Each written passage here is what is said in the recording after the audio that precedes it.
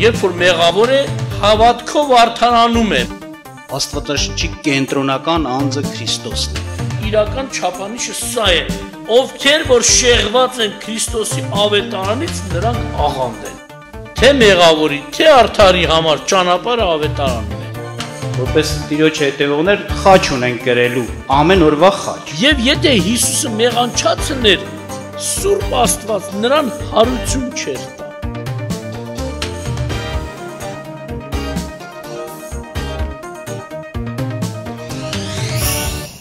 Գիտենք, որ շատ կարևոր է մարդու համար փրկության հարցը։ Որտեղ մարդը ինչպես խոսվեց մեղավոր է եւ Աստված էլ անփոփոխ։ Աստված արդար եւ սուրբ է եւ մեղքի վրա կա դատաստան։ Եվ Աստված ինքն է առաջի քայլը կատարել դեպի մեզ, ինչպես խոսվեց, երբ որ դեռևս մենք մեղավոր էինք, այն ժամանակ Քրիստոս մեր տեղը մեռավ։ Եվ մարդու համար բնական է, որ մարդը ասենց ասած մենակ իր անձի համար անհանգստություն չունի։ Օրինակ շատ ենք լսել, որ այն մարդը, որ արդեն անգամ Քրիստոսին ընդունել է եւ վստահ է, հավատացած է, որ Աստված իրեն փրկել է, որ ինքը ազատված է դատաստանից, որ ինքը հիմա մոտեցել ու հարազատ է դարել Աստծուն եւ հավիտյան Քրիստոսի հետ կապրել, իրան դժոխքն ու կորուստը չի սպասում, բայց իր սրտում անհանգստություն ունի ու բնական անհանգստություն, օրինակ իր հարազատների համար, իր ընտանիքի համար։ Ինքը որ համոզված է, թե ինչ պիտի լինի ապագայում, վստահ է, որ այդպես էլ կլինի, ինչպես Աստվածաշունչն է ասում, որ օր կա, որ ամբողջ մարդկությունը պիտի Աստծո առաջին կանգնի, Քրիստոսը պիտի դատի, եւ եթե մեղ գտնվեց, պիտի կորուստ գնա մարդը։ Եվ մարդը բնական է անհանգստացած է, բա ինչ կլինի իմ հարազատների համար, իմ ընտանիքիս համար։ Հետաքրքիր է, ասենք շատ հաճախ մարդը, որ Քրիստոսին ընդունում է, առաջին միտքը հաստատ սա է, որ ինքը իրեն մի հատ մեծ բարիք արեց, մեծ լավություն արեց, ինքը իրեն, որտեղ այս քայլը կատարելով իրեն ազատեց հավիտենական կորուստից ու տանջանքից։ Բայց ուզում եմ սրա վրա էլ ուշադրություն դարձնեք։ Սա նաև քայլ է, որ դու սրանով լավություն ես անելու, բարիք ես բերելու քո տանը։ Այն հոգսը, այն անհանգստությունը, որ մարդն ունի իր հարազատի համար, դրա լուծման մեջ քո այս կատարած քայլը կարևոր էական նշանակություն ունի։ Տեսեք ինչ է ասում Սուրբ Գիրքը Մատթեոս ավետարան 5-րդ գլխում, 5-րդ գլուխ 14-րդ խոսքում։ Տերը դիմում էր, խոսում էր այն մարդկանց հետ, ովքեր իրեն ընդունել էին, ովքեր հոժարվել էին, որ լսեն, հնազանդվեն եւ հետևեն իրան, այսինքն Աստծո բաժնի մեջ էին հաստատվել, այդ մարդկանց հետ է խոսում, հասցեով է այս խոսքը ոչ թե ամեն մարդու, իրեններին էր ասում սա, եւ ինչ էր ասում, 14-րդ խոսքը կարդամ ձեզ համար, ասում է, դուք աշխարհի լույսն եք, մի քաղաք, որ կենում է սարի վրա, կարող չէ թաքցվել, եւ ճրակը չեն վառի ու դնի գրվանի տակ, այլ ճրակակալի վրա, եւ նա լույս կտա ամենին, որ տան մեջ են։ Այսպես լուսավորե ձեր լույսը մարդկանց առաջին, որ ձեր բարի գործերը տեսնեն եւ փառավորեն ձեր Հորը, որ երկնքում է։ Տերը նրանց անվանեց, իրեն ընդունած մարդկանց անվանեց աշխարհի լույս, հետաքրքիր է, այս բանի մեջ էլ է ինքը մեկացրել իրեն հավատացող ընդունած մարդու հետ։ Ինքն էր չէ իր մասին վկայում, ես եմ աշխարհի լույսը։ Ես եմ կյանքի լույսը, այսինքն մի լույս, որով երբ որ մարդը լուսավորում է, կարող է հավիտենական կյանք ստանալ։ Այդ լույսը հավիտենական կյանքի ճանապարհն է ցույց տալիս։ Այդ լույսը բացահայտում է ճշմարտությունը, որ մարդը տեսնի, առանց այդ տեսողության նա չի կարող գնալ Աստծուն։ Տեր ասեց՝ ես եմ, եւ հետաքրքիր է, հիմա ասում է իրեն ընդունած մարդկանց՝ դուք եք աշխարհի լույսը։ Այսինքն ձեր միջոցով ձեր շրջապատը հենց այդպես ասես լուսավորվելու է։ Ասես երբ որ լույսը վառում են, նպատակով են վառում, տեսեք։ Լույսը վառում եք, դուք տան մեջ նպատակով եք վառում, որ ամեն ինչ որ կա տան մեջ լուսավորվի երևա, չէ՞։ Եվ Աստված վառել է ձեզ, այսպես ասեմ, լույս է դարձրել։ Այն մարդկանց, ովքեր Քրիստոսին ընդունել են։ Նրանց լույս է դարձրել իր տան մեջ, իր շրջապատի մեջ, իր բարեկամության մեջ, գուցե իր ազգի մեջ, որպեսզի նրանով երևա Աստծո փառք, որպեսզի այդ լույսը լուսավորի։ Մենք սրանով իհարկե չենք ասում, որ սրանից հետո Քրիստոսը մի կողմ ներել լույս չի տալու, մենք ենք լուսավորելու, հավատացյալն այդ շտանը լույս լինելու, սրա մասին չի։ Հոգևոր մարդը նման է, գիտեք ինչ, ինչ որտեղ Աստված ստեղծագործությունով էլ բաներ կա, որ բացահայտում է։ Նման է, ասենք, օրինակ լուսնին, ինչ առումով։ Լուսինը իր սեփական լույսը չունի, բայց ինքը լուսավորող օբյեկտ է։ Նա վերցնում է արեգակի լույսը արտացոլումով ուղարկում երկիր եւ երկիրը լուսավորվում է։ Խավարի մեջ լույս կա, որ լուսնյա կա, տեսնում ենք ինչքան լուսավոր է, չէ՞։ Աղբյուրը արեգակն է լույսի, բայց նա էլ լուսատու է, հենց Սուրբ Գիրքը ասում է Աստված լուսատուներ ստեղծեց ու հանը դնում է նաև բանին է ասում, լուսնին է ասում, որտեղ իրոք նա լույս տվող է։ Նմանապես Տերն է մեր լույսը, Աստված է մեր լույսը իրոք։ Նրա լույսը առած մենք էլ լույս ենք դառնում, այսինքն կարողանում ենք արտացոլել այդ Քրիստոսի փառքը, Աստծո ով լինելը, նրա որակները երևում է քրիստոնյայի կյանքում եւ իր շրջապատը լուսավորվում է, իր տունը լուսավորվում է։ Ուրեմն Տերը այս նպատակով նաեւ մեզ փրկեց։ Ոչ միայն մեզ փրկելու, այլ մեզանով մեր շրջապատը լուսավորելու։ Մենք սա շատ լավ պիտի իմանանք։ Իրականության մեջ մարդը իրոք իր կոչումը պիտի տեսնի, այն պատիվը, որ Աստված արժանացրել է, այն, ասենք ասած, առաքելությունը, որ իր վրա դրված է Աստծուց, ինքը պիտի տեսնի ու հասկանա։ Դա կարևոր է։ Եվ որ Սուրբ Գրքում տեսնում ենք, շատ տեղերում ենք տեսնում, իրոք իրեն հավատացող, իրեն նվիրված մարդկանց միջոցով Աստված ինչպես է օրհնում իրենց շրջապատն էլ։ Շատ օրինակներ կան։ Հեստեկուս օրինակ հիշենք Նոյին։ Երբ որ խոսվում է այդ ժամանակների մասին, որ Նոյը ապրում էր, չի ասում, որ օրինակ Նոյը իր զավակները եւ իր կինը, զավակների հարսները, ասենք, արդար գտնվեցին Աստծո առաջին։ Ասում Նոյը գտնվեց Աստծո առաջին արդար։ Ու Նոյի խաթր, Նոյի շնորհիվ, Նոյի պատճառով Աստված ինչ արեց, նաեւ փրկություն արեց իր ընտանիքին, օրհնեց իր ընտանիքին։ Ջրեղից բրծավ իր ընտանիքը։ Ուրիշ տեղ կարդանք, օրինակ, ասենք Հովսեփի կյանքից են կարդում, ուզեմ հենց ուղղակի կարդանք էլ այդ հատվածը Ծննդոց գրքից, որ խոսում է 39-րդ խոսքում, գիտեք, Հովսեփը Տիրոջը նվիրված սիրող հավատարիմ մարդ էր։ Եվ ինքը ծախվեց գերության, Եգիպտոս տարվեց եւ գերության ծախվեց, Փարավոնի դահճապետ Պետապրեսի տանն էր, եւ գրված է, եւ Հովսեփին իջեցրեցին, հենց առաջի խոսքից եմ կարդում, մինչեւ 5-րդ խոսքը։ Եւ Հովսեփին իջեցրեցին Եգիպտոս, եւ Փարավոնի ներքինի Եգիպտացի Պետապրես դահճապետը ծախու առավ նրան Իսմայելցիների ձեռիցը, եւ նրան այնտեղ էին իջեցրել։ Եվ Տերը Հովսեփի հետ էր, եւ նա հաջողակ մարդ էր, եւ իր եգիպտացի տիրոջ տանն էր, եւ նրա Տերը տեսա, որ Տերը նրա հետ է, եւ թե ինչ որ անում է, Տերը հաջողում էր նրա ձեռով։ Եվ Հովսեփը շնորհ գտավ նրա առաջին եւ ծառայում էր նրան, եւ նա իր տան վրա վերակացու արավ նրան, եւ իր բոլոր ունեցածը նրա ձեռքը հանձնեց։ Եվ եղավ, որ նա իր տանը եւ իր բոլոր ունեցածի վրա վերակացու արած ժամանակից հետո Տերը Եգիպտացու տունը օրհնեց Հովսեփի պատճառով։ Հետաքրքիր է, չէ՞, խոսքը ասում։ Չի ասում օրինակ համար Պետապրեսը մեկ էլ սկսեց օրինակ իր կռապաշտությունները, իր կռապաշտությունները թողնել, հնազանդվել, խոնարհվել Աստծուն։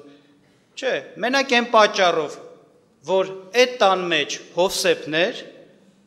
Աստծո մարդ, Աստծուն սիրելի, ընդունելի անձնավորություն։ Շնորհ գտած Աստծո առաջին։ Նրա պատճառով գրված է Տերը օրհնեց այն տունը, որտեղ ինքը անգամ ոչ թե Տեր ու տիրական էր կամ եսիմով, այլ ուղղակի մի ստրուկի նման էր։ Տերը օրհնեց այդ տունը։ Եվ ասում է, լավ երևաց այդ օրհնությունը, եւ Պետապրեսն էլ հասկանալով ամեն ինչ տվեց Հովսեփի ձեռքը, որտեվ հասկացավ, Աստված էս մարդու հետ է, նրա պատճառով իմ տունը օրհնում է։ Ամեն ինչը տամ, թող ամեն ինչը օրհնվի։ Կամ ուրիշտեղ հենց տեսնում ենք Փարավոնը կանչեց բանին Հովսեփին, չէ՞, եւ երբ որ երազը նրա մեկնվեց ու խորհուրդ էր տրվեց, թե ինչ պիտի անի փարավոնը, փարավոնը տեսավ, այս մարդու վրա Աստծո օրհնություն կա եւ ոնց որ ասած հաջողություն կլինի նրա ձեռով եւ դրեց Եգիպտոսի մեջ որպես կառավարիչ, երկրորդ մարդ իրանից հետո։ Եվ ամբողջ Եգիպտոսը օրհնվեց հենց հավատացյալ, ասենց ասած, Աստծուն ընտրած Հովսեփի պատճառով։ Ուրիշտեղ Սուրբ Գիրքը ասում է օրինակի համար դատաստան պիտի լիներ։ Քաղաքներ կային, որ շատ ապականվել էին Տիրոջ առաջին, շատ վատ վարք ունեին եւ արժան էր, որպեսզի Աստված դատեր։ Երբ որ դա հաստատվեց, որ պիտի լինի, այնտեղ բնակվող հիշում եք Ղովտի համար Սուրբ Գիրքը ասում։ Հիմա Տերը հանեց Ղովտին այդ քաղաքներից եւ հիշելով ասում է Աբրահամին, այդպես է գրված Սուրբ Գիրքում, այսինքն Աբրահամի հետ նրա հետ եղած այդ կապը պատճառ դառա, որ Աբրահամի խաթր օրհնություն ունենա Ղովտը, Ղովտի տունն էլ իրանց պատճառով ոնց որ ասած նաև փրկվեց։ Անկամ հետաքրքիր է Տիրոջ խոսքը ասում է, երբ որ նրանք դանդաղում էին այդ քաղաքներից դուրս գային, ասում է այդ Աստծո մարդիկ ոնց որ ասած նրանց հանում էին, արագացնում էին, թևից բռնեցին, արագ հանեցին, ասեցին, մինչև որ դուք չգաք, ես դատաստան էսի բանի վրա, քաղաքի վրա չի գա։ Այսինքն դուք էստեղ եք, ձեր պատճառով դեռ այդ բանը չի լինի, պիտի դուրս գաք, նոր սա լինի։ Իրականության մեջ ինչ ենք տեսնում իրականությունը, էսա որ Աստված իրոք իր զավակի պատճառով, իրեն հավատարիմ մարդի պատճառով օրհնում է այն տեղը, որտեղ ինքը կա։ Անկամ դա պարտադիր չի, միայն իր տունը լինի, ուրիշի տունը կլինի, օտարի տան մեջ կլինի այդ մարդը, օտարի գործը կանի։ Նույնպես Աստված օրհնում է։ Աստված ոնց որ գիտեք ինչ է, այսպես այս հարցում էլ մեկացրել է մեզ իր որդու հետ։ Քրիստոսն է, որ համարվում էր մեկը, որով պիտի բոլորը օրհնություն ստանան։ Բայց Տերը Քրիստոսով օրհնյալ է դարձնում իր զավակները եւ նրանց միջոցով էլ օրհնություն է տարածում նրա հետ կապված մարդկանց հետ։ Շատերը իրանցից վանում, հեռացնում են հոգևորներին, չեն ուզում կապ ունենան, բարեկամակ առամարական են վերաբերվում եւ այլ, բայց իրանք չգիտեն շատ օրհնություններ ու բարիքներ, շատ ողորմություններ հենց այդ կապի պատճառով անում է Աստված իրենց։ Տեղեր կան, ասենք եղել է, որ աշխատանքի մեջ մարդիկ աշխատել են, հոգևոր մարդիկ դուրս են եկել, չորացել է այդ աշխատանքը։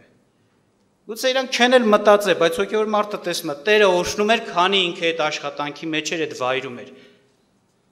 Դուրս եկավ, օրհնությունը դուրս եկավ հետը։ Այսպես է։ Բայց ոչ միայն առօրյա կյանքի մեջ, ուշադրություն դարձեք։ Հենց մեր ընտանիքների համար էլ, ասենք օրինակ, հենց այդպիսի խոստում կա, որ Տերը կարծես էս ասում ձեզ, ուղիղ մնացեք ինձ հետ եղեք, ես պիտի օրհնեմ ոչ միայն ձեզ, օրհնեմ պիտի ձեր տունը։ Եթե դուք ընտիրին, Աստծո ընտիրին, ընտրյալին, Հիսուս Քրիստոսին ընտրելով դառել եք հատուկ Աստծո համար,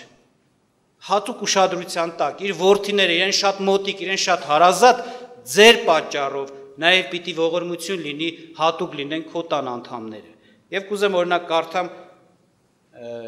Առաջի Կորինթացիս 7-րդ գլուխ 13-14 խոսքերը, որ այսպես ասում. Եվ մի կին, որ անհավատ մարդ ունի, եւ նա հաճի նրա հետ բնակվեր, թող նա չթողնի, որովհետև անհավատ մարդը սրբված է կնկանով, եւ անհավատ կինը սրբված է մարդովը, ապա թե ոչ ձեր որդիկը պիղծ կլինեին, բայց հիմա սուրբ են։ Տեսեք, ինչպես բնութագրեց, ասենք օրինակ մի ընտանիքի, ասենք որևէ մեկ ընտանիքից կինը կամ տղամարդը, որ Տիրոջն են ընտրած, ասեց, թեկուզ ամուսինը անհավատ է,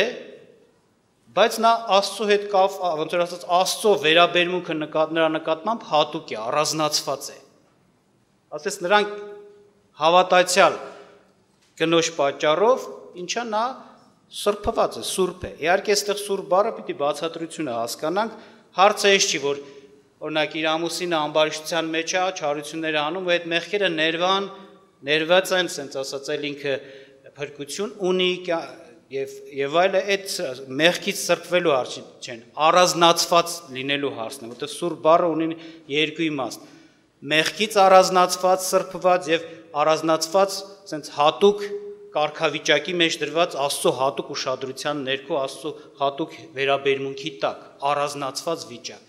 Եվ Տերը ոնց որ ես ասի, հատուկ եմ ես իրանց նայելու քո պատճառով։ Քո զավակները սուրբ են, ասես, չէ՞, այդպես ասես խոսքը, այսինքն հատուկ եմ նրանց նայելու։ Հարցը էս չի, որ իրանք